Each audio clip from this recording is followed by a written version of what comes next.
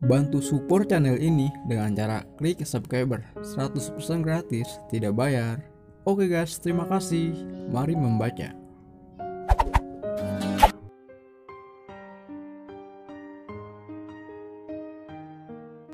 Episode 9. Sebulan sudah usia jabatan Direktur baru Reksa Wijaya Group.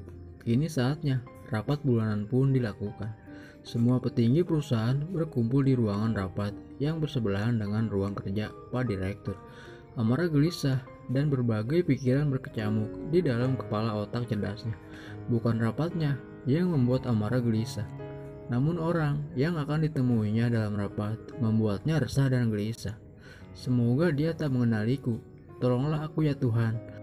Amara sedikit tenang ketika mengingat pertemuannya di kantin beberapa waktu lalu. Sepertinya pria itu tak mengenaliku karena tak sedikit pun terlihat perubahan pada wajahnya ketika pandangan kami bertemu. Semoga saja, batin Amara berharap penuh. Langkah Amara sedikit ragu ketika akan memasuki ruang rapat. Untunglah Anda berada tepat di belakangnya, dan tanpa persetujuan Amara, Anda langsung menarik tangannya karena langkahnya yang terlalu pelan. Sedangkan direktur telah keluar dari ruangannya hanya beberapa detik setelah Amara dan Anda duduk. Direktur pun memasuki ruangan rapat, didampingi asistennya dengan wajah angkuh dan arogan, membuat para pegawai seakan menahan napas. Sangat berbeda dengan Tuan Besar Reksa Wijaya yang wajahnya selalu dihiasi senyuman. Setelah siap semuanya, Ares pun memulai rapatnya dengan diawali ucapan selamat pagi dan mulai mempertanyakan laporan target hasil bulan kemarin dan laporan sebagainya sesuai tanggung jawab para petinggi masing-masing. Kemudian orang yang bertanggung jawab sesuai dengan kedudukan masing-masing. Mereka pun membacakan laporannya sesuai dengan apa yang mereka catat. Ares mendengarkan dan menyuruh asistennya untuk mencatatnya. Mata Ares menatap tajam ke arah Amara yang sedang memasang wajah serius karena mendengarkan laporan yang dibacakan rekan lainnya. Ares merasa kesal karena Amara tak mengenalnya. Separah itukah mabuknya pada malam itu sehingga tak mengingatku?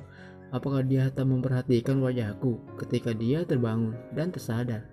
Untuk pertama kalinya aku menikmati tubuh perawan.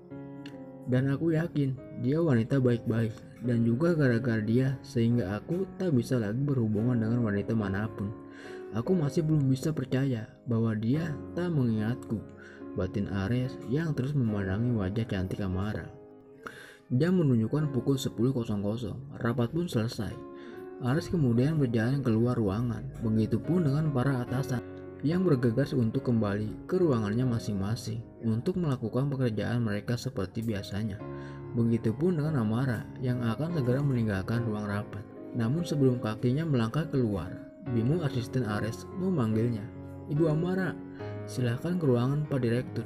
Beliau ingin bertemu dengan Anda," kata Bimo sopan. "Bertemu dengan saya? Ada masalah apa ya Pak? Apa ada masalah dengan laporan yang saya berikan?" tanya Amara penasaran. "Sebaiknya Ibu Amara segera masuk ke ruangan Pak Direktur.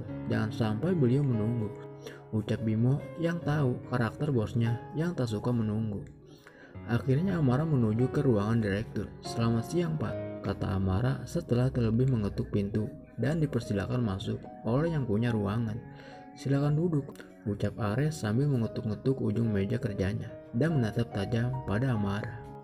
Mendapat tatapan tajam seperti itu membuat jantung Amara berdetak lebih kencang dari biasanya.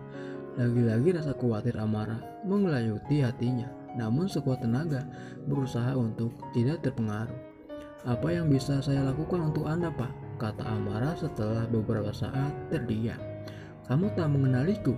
tanya Ares tanpa basa-basi. "Maksudnya apa ya Pak? Saya tidak mengerti," kata Amara berusaha tetap tenang.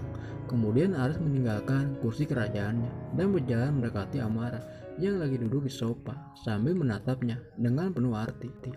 "Aku ingin mengulang malam itu," ucap Ares agar Amara mengingat kejadian itu dan langsung duduk di samping Amara. Tanpa basa-basi Ares memeluk Amara secara tiba-tiba.